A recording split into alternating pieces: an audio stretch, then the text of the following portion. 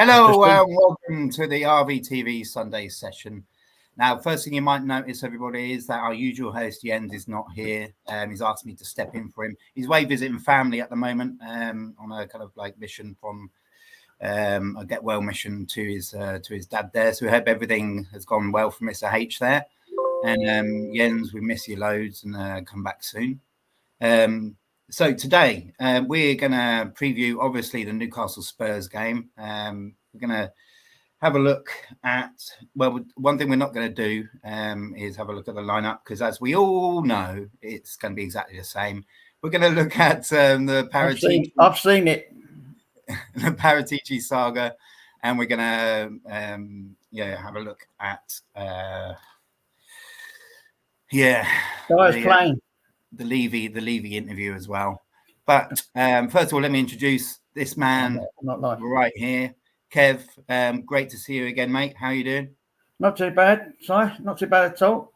As we were discussing earlier, Dyer's in the team. Great. I've got the whole team's come up. Loris, Porro, Romero, Dyer, Perisic, Højbjerg, Sarr, Skip, Kulusevski, Kane, and Son. Yeah. Well, so what I said to you, he had no kit with him, but it was obviously a cover for some strange reason. I don't know. Yeah, so but we all knew from the press conference that Ben Davies and Longley were out, but Kev was just saying there that Davies is on the bus with no kit with him, so don't know what that's all about. Tinkering. Yeah, I mean, God knows what Stellini's doing these days. But having said that at the beginning, that the lineup doesn't change. Look at that, we've got Sarr in there. Yeah. For a minute at the deep end, why not? Yeah.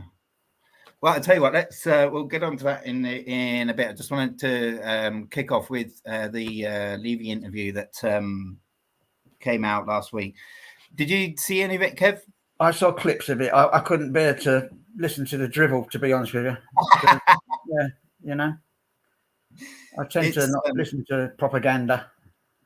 Well, it was nothing. I know lots of podcasts and stuff like that have been trying to kind of make headlines out of it, but there was nothing controversial in there as far as I can see. It's what we expected to hear from him. The bizarre thing for me was that, you know, when all Spurs fans are dying for some communication out of White Hart Lane, it comes from the Cambridge Union. The hell's that all about? And why now? Why now with this?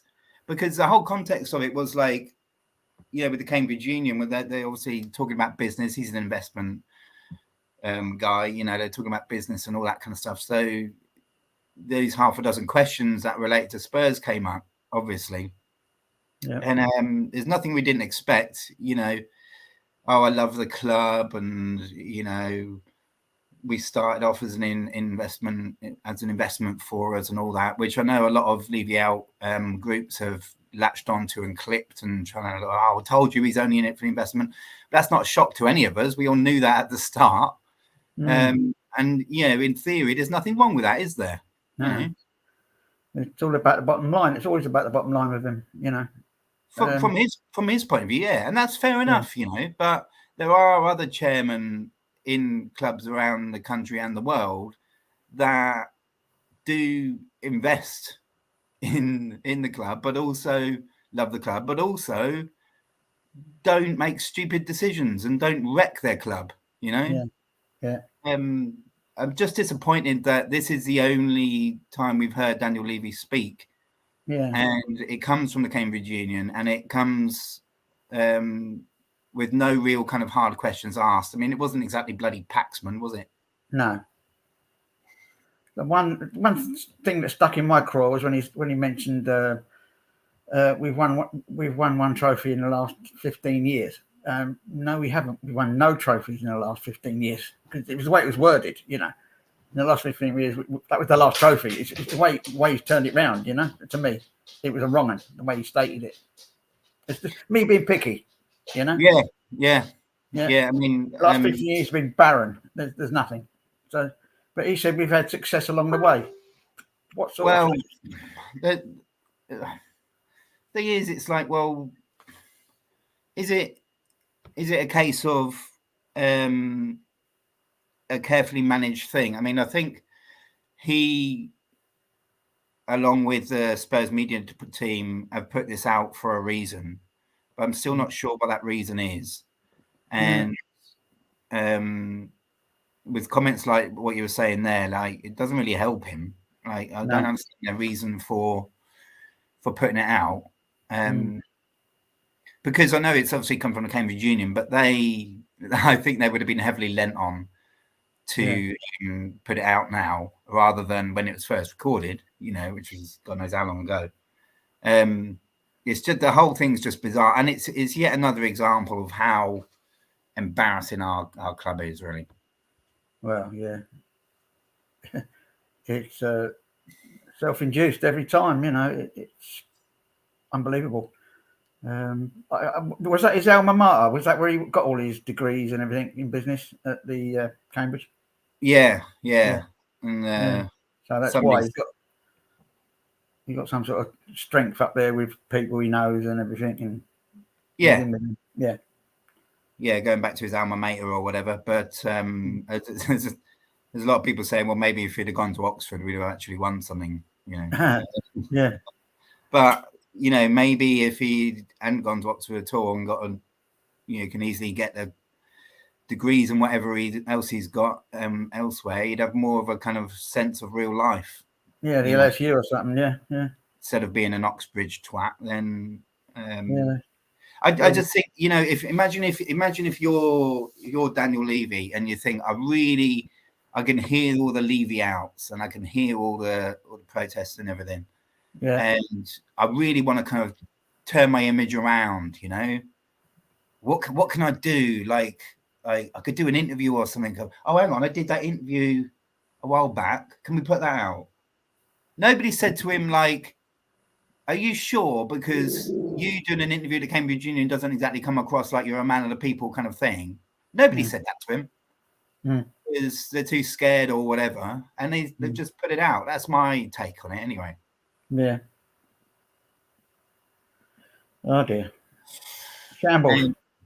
Anyway, speaking of a shambles, Paratici, I was just thinking about this the other day, and I was thinking, again, Spurs' reaction to this, and where they've come out and said this week after the ban was upheld and he's resigned.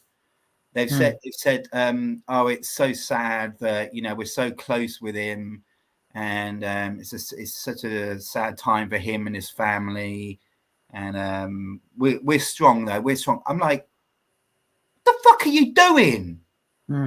Just like, why aren't you coming out and saying, we clearly do not condone financial mismanagement of any kind, and we would like to distance ourselves from this man.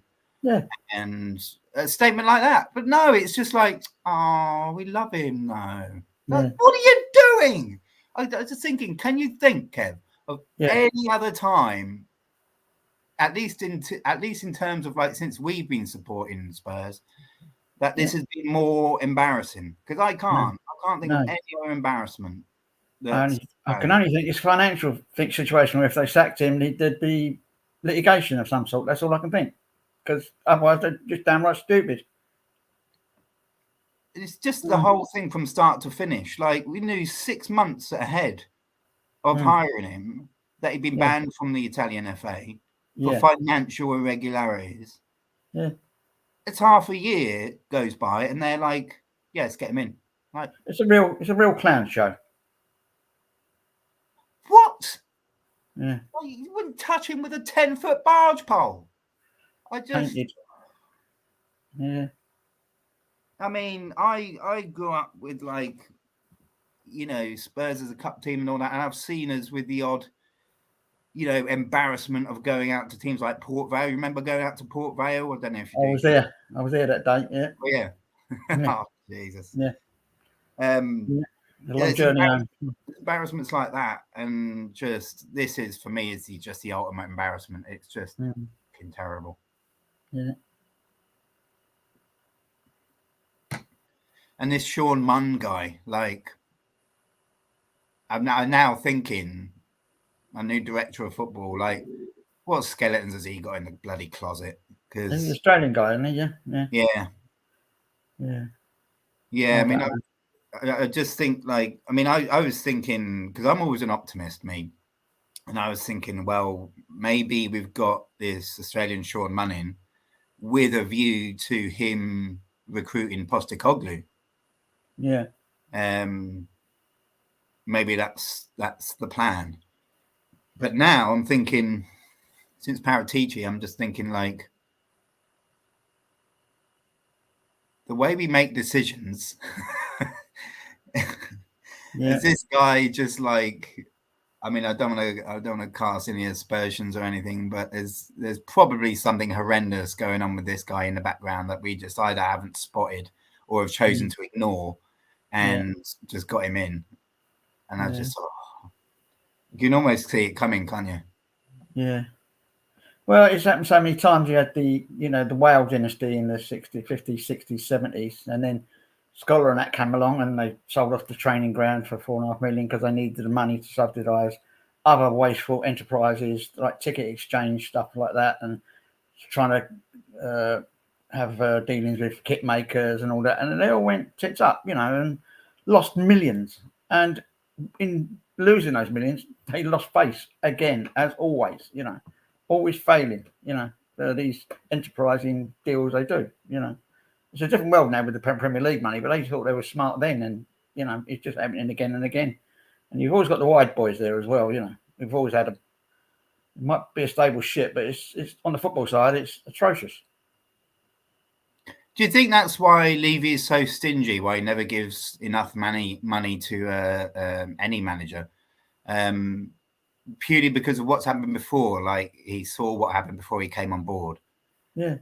And maybe it's just like, I don't want to go down that route again. I'll end up like that again. Yeah. Maybe that's it. Giving him the benefit of the doubt. But it's not working, is it? Like, no. On or off the field. And as you say, it's a different world now. I'm sure that with what Enoch have done with making Tottenham Hotspur Stadium into a multifunctional thing, we're not going to go back to those days anyway. And isn't like the budget for the manager a separate thing anyway? I mean, you're not gonna drown the club in financial mismanagement if you give him an extra 50 million every transfer season or something. Yeah. I don't know. We're second guessing here, aren't we, Kev? Soul destroying. What do you think needs to happen before next season starts? Because obviously we're done this season, aren't we? I think every Spurs fan I've spoken to this past couple of weeks is just, I'm done. Just not even thinking about this season anymore. So what do we need to do to change something before next season? They're going through the motions for the last few games. They've got to ship out all the deadwood, no matter what it costs. Ship them out and get 5 million, 10 million, whatever they get. Have a fire sale, because they're just leeches now. There's no need for them. Other clubs have done it. We used to laugh at Arsenal a couple of years ago, and they were selling off their players like Sanchez and stuff like that, taking losses on them and shipping them out. But they've rebuilt just like that. They took the hit, and they're still going. They might be in debt. That's one thing. So when you say like deadwood, who do you reckon should go? Well, Ndombele is just, I don't know what you can do about his contract. Do you pay him off? Do you think? And there's all the players out on loan. It's a cringe. They're scattered all around the world, up and down the country. Spain, Italy, I think. Drag the good ones back and get rid of the deadwood, because there's so many of them. Yeah, you're right. I think we take the hit, don't we? Really. Got to, but Levy won't, will he? He hates that. There's obviously losses allowed in the game, but he doesn't like to see the loss because he thinks it's his money, basically.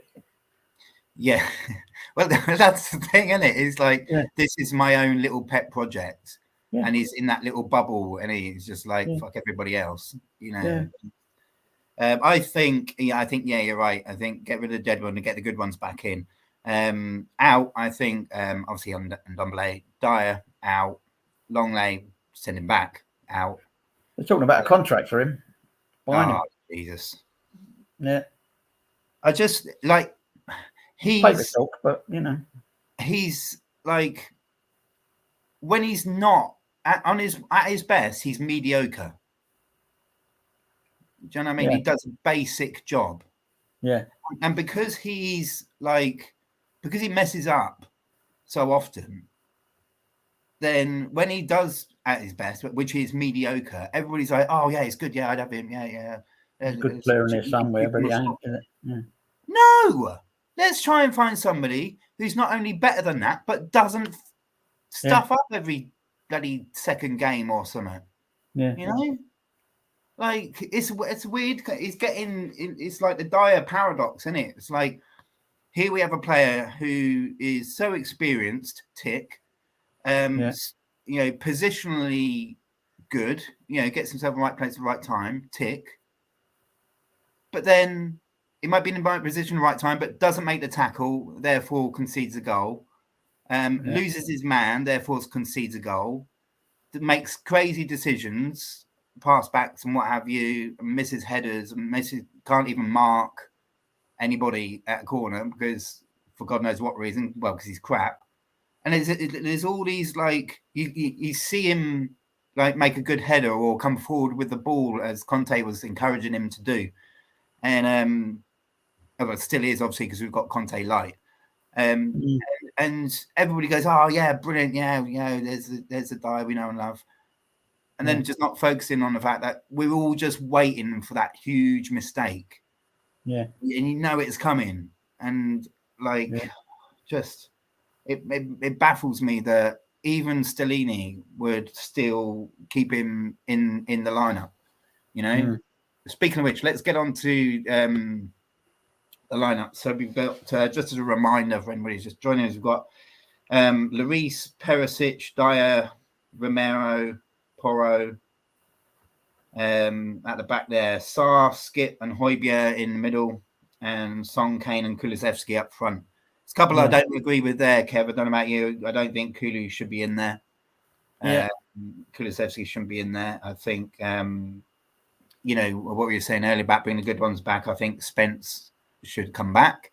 Yeah. And if that was me, I'd have bought this week. I'd have already bought Skip the Jed Spence back, put Kulusevski on the bench, started Spence, and then just have what I call a Son effect, where we've seen Son benched and then come on and score, hat trick and all that kind of stuff. I want that for Kulusevski. I really like him as a player, but for a starter, just absolutely not. Just we've how many games is it now where he started and he's just like I think I forgot he was playing the last game. I even forgot he was on the pitch. Yeah. And we need somebody who's going to scare defenses, who's going to scare their left back, and he's just not doing it. He used to last season, but not anymore. So that's a mistake, I think. Any other mistakes you think in there? I'd like to see Danjuma in. Yeah. To be honest, in place of Kulu. And then Kulu as a sub, just to see. Throw him into the deep end because all he's done is cameos, hasn't he? That's all he's done so far. Yeah. Yeah,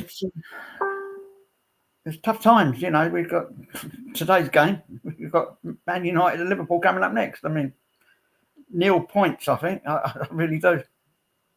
See, I don't know. Like against Newcastle today, the optimist in me says this could be one of the games of the season. This could be a 3-2 or 4-3 to us.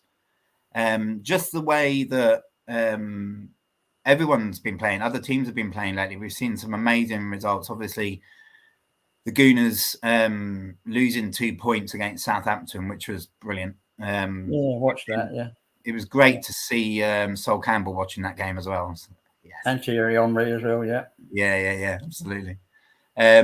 And I really hope that is a good sign, as in a bad sign for them.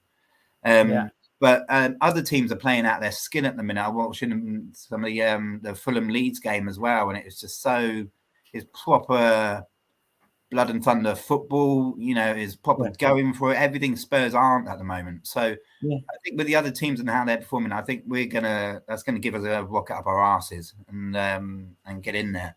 I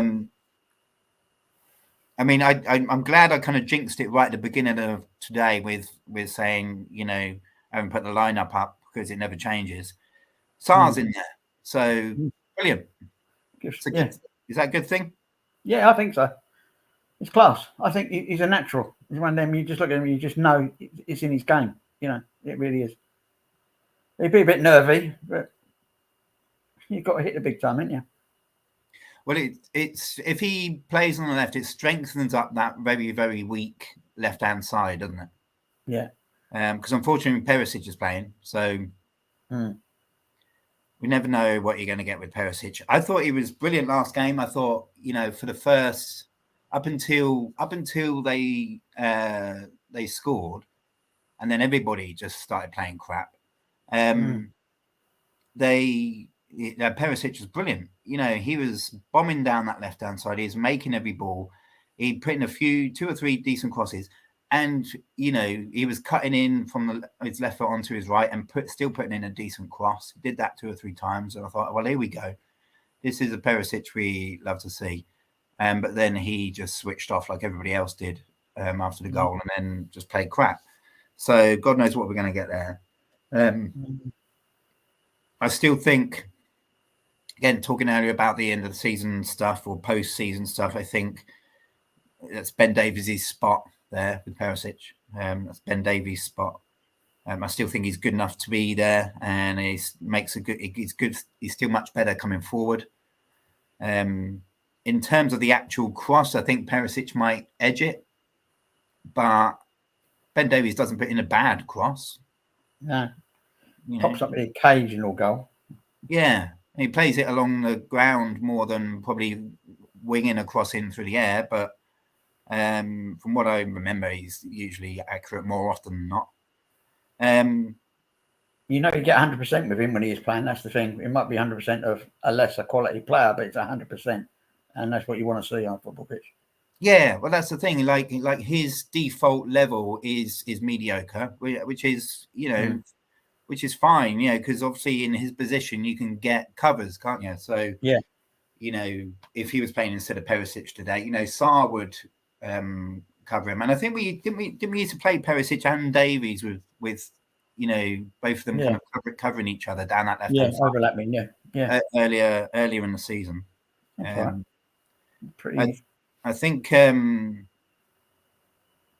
think on the Højbjerg and Skip again in there. I think that's a combination that started off well. Because both of them are very similar players, in my opinion. Like they battle hard for the ball, they win the ball, and then they're capable of putting a decent threaded ball through to Kane and Son. As we've seen more often with Højbjerg this season. But lately, I'd say the past 2, 3, 4 games, it's firefighting. They're going around putting out fires, trying to rescue the ball, trying to do more defensive midfield stuff instead of attacking. And that takes it out of them. And you don't really see, I think Skip's getting undervalued because of that. I think he's a much better player than what we've seen lately. But I know he's getting a lot of stick for it, but it's because he's using all his energy and all of his time running around fighting fires. Yeah. Poor lad. Chasing his tail. Do you reckon we'll be able to hang on to Skip post-season? Yeah, I don't think he wants to go anywhere at this stage in his career. He's a local lad and he comes from Hertfordshire, just up the road from the ground. It's probably 10 miles Welling is probably about 15 miles north of the ground. So he's local. He's North London boy, really, if you know what I mean. But I was thinking, like, put yourself, and I'm going to sound like contradictory here because I usually am like an optimist, which is hard when you're a Spurs fan. But I think with Skip, because he's young, he's got to think about his career. And I think with other teams rising up and improving the second half of the season. You look at your Aston Villas and you look at your Brightons, and obviously, you know, teams out there like your Man City and that. I think if he was offered, he'd have to seriously think about it for his own career's sake. Yeah, I don't think he's at his peak yet, to be honest. But where, I don't know. I know he was away at Norwich, but that's only not too far away from his home turf, and family and friends and whatever. But I can't see him going to somewhere like Manchester or something like that. I don't think he's good enough for Chelsea, to be honest, at this stage. I doubt if he'd go to Arsenal. I think he'd be vilified for the rest of his life. He wouldn't dare. Wouldn't frigging dare. No. So it was minimal, you know. He's a good player. He's a great player, but I mean, give him a couple of 3 years and then he might think about it. But yeah, what is he now? 23? I'm not sure. Yeah. Well, in terms of Newcastle, I was thinking, you know, putting me optimistic, my heart side to one side. You know, I was thinking we might go up there and just try and salvage a draw the way we've been playing, you know, just play for the draw. Yeah. But having done my research, you know, we've not drawn against Newcastle in the last 3-4 times that we've played them. We've won 4 and drawn 1 in the last 5 away. Yeah, and you know, overall we've beaten them almost double the amount of time. So we won 13, they've won 7 against it. So goals are forecast. Yeah. I think I might stick with my like 3-2 or 4-3 us. I think. What do you reckon? It's possible. Depends what start we get. Well, no, it doesn't. No, we could be 3-0 up, and I'd still be worried. Yeah, I'm looking at their team. There's goals everywhere, and Wilson's on the bench. Almiron's on the bench, so you know. Yeah, but Joe Linton's come into form lately. I mean, I know he's got a lot of stick the past couple of seasons because he's been crap. Yeah. Of course, he's come into form. You know, going up to this game. They're pacey. Yeah, they really are pacey. Yeah. I mean, it should be a cracking game. I mean, I know they beat us 2-1 last time, but I think before that we thrashed them 5-1 and then 3-0. I think. I think we were doing all right till that Lloris incident, wasn't it? When with Wilson. Yeah. Well, that's another thing as well. Like, is this Lloris's last season? Do you reckon? I would like to think so. I would hope so.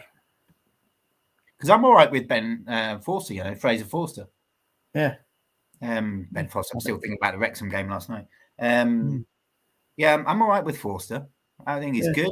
You know, he's a lot more agile and much more of a big presence.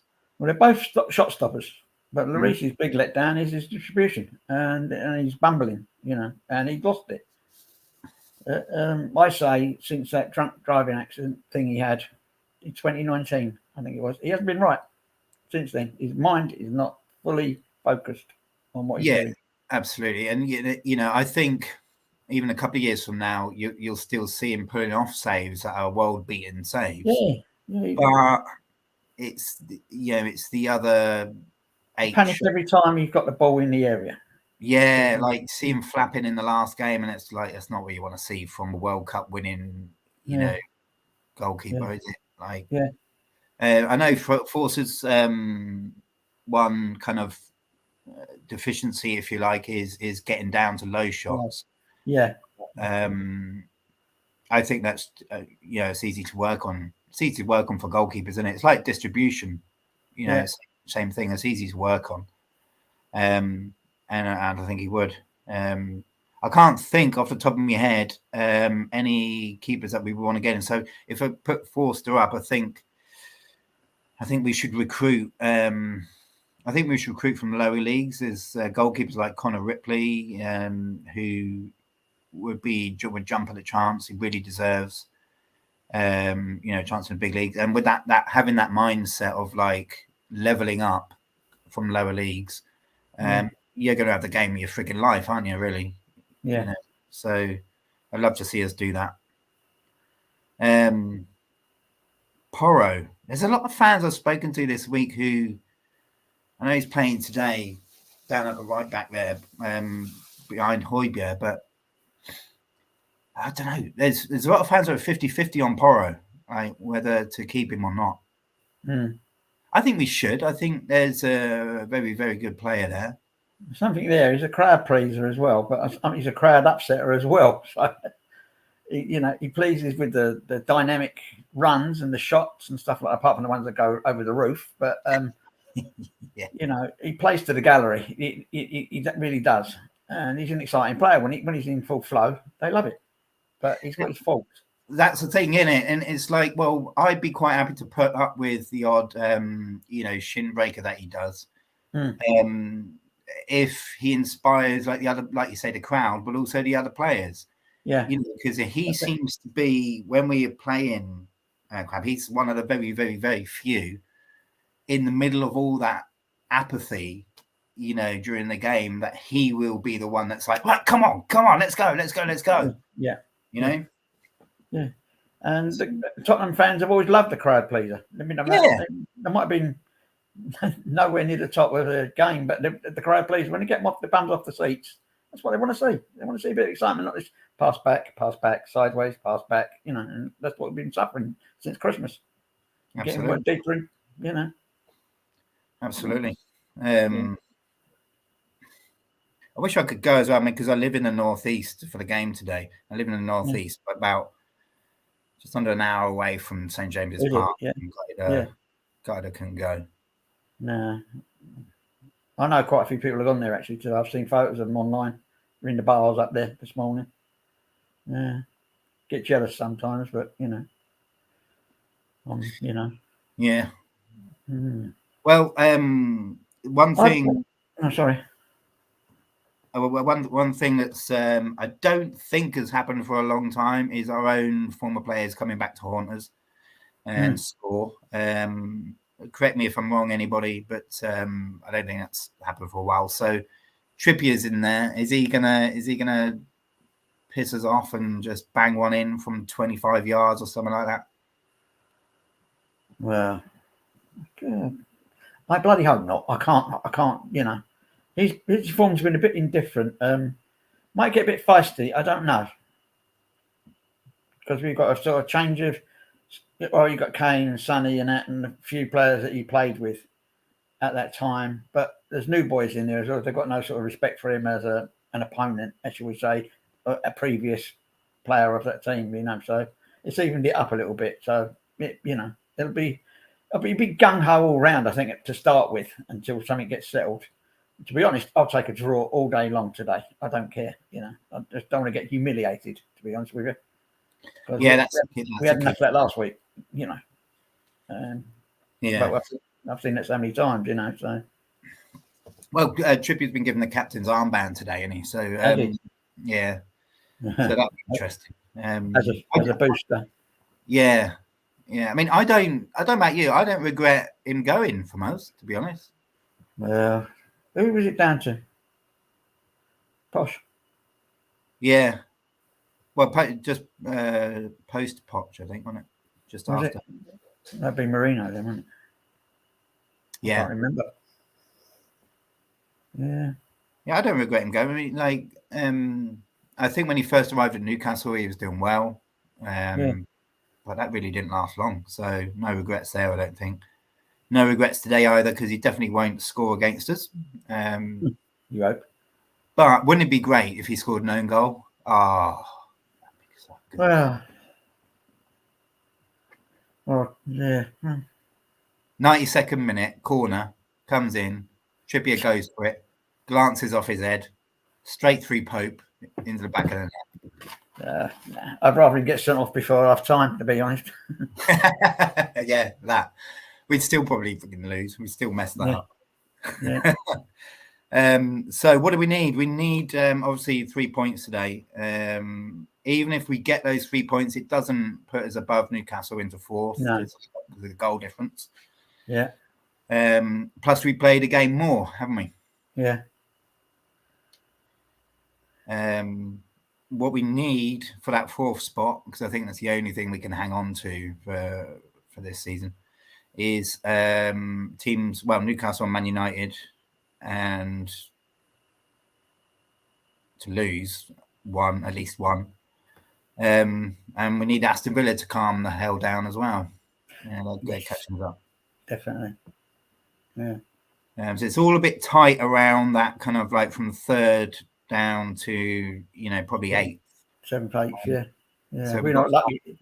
We're not careful. We will be the 8th team. Well, that's the thing, isn't it? Like, we need consistency. We need to be like, if we're gonna be defensive and see the season out, let's at least be consistent about that. Let's try and get 0-0s or 1-1s or whatever. Because at this crazy end of the season, somebody's going to mess up. Somebody's going to come a cropper. It's already started with Arsenal. I'd love it, obviously, from a Spurs point of view, if Man City pip them to it and we get 4th spot. I mean, that's our optimum thing, isn't it? Because we've got to think about now, when we have like attracting players for next season. Let's say Levy's watching this now. He does get rid of Dion, he does get rid of Ndombele and all the deadwood, as you were saying. Yeah, we need to be an attractive proposition, and without that 4th spot, I don't think we are we? Who wants to play in the Conference League or even the Europa? I put in the youngsters.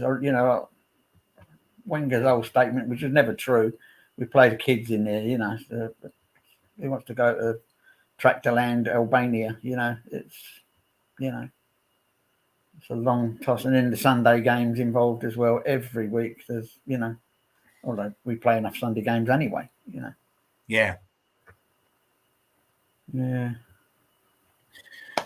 Right, 20 minutes till kick-off. I think we'll wrap it up there, mate. And then do you have any like pre-game rituals or superstitions?